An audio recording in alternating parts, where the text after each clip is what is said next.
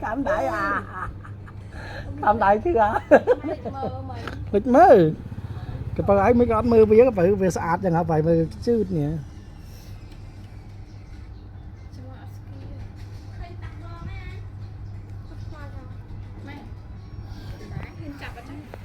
Mới họ khăm chạy phan mới mà.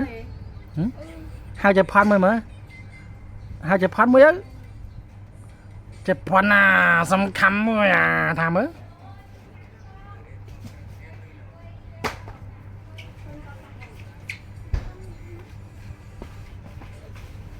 Cái khả đã cắt mốc này na đây nó ham mà đã cái. Hàm mấy thứ. Chật mờ một cưới trời ơi. Tao mà tao đã rồi bị mai. Cây này nấu.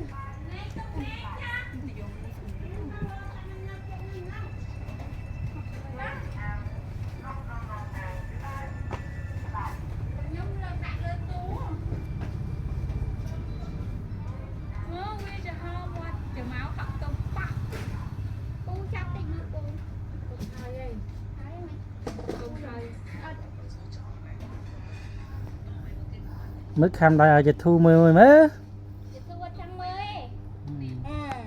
xong giờ thu khám mới đấy chồng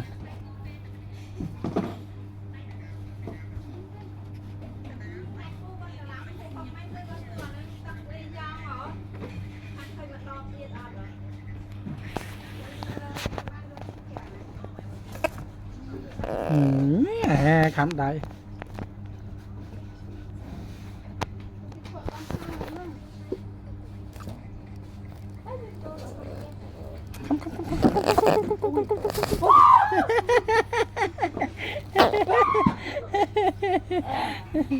cái bà bây giờ gặp ai về cái bên này khăm cái ai khăm cái chặt lấy cái bà chặt lại môi hãy khám chặt lại ai mới cái ai hãy khám chặt lại ai mới mới ai cái đó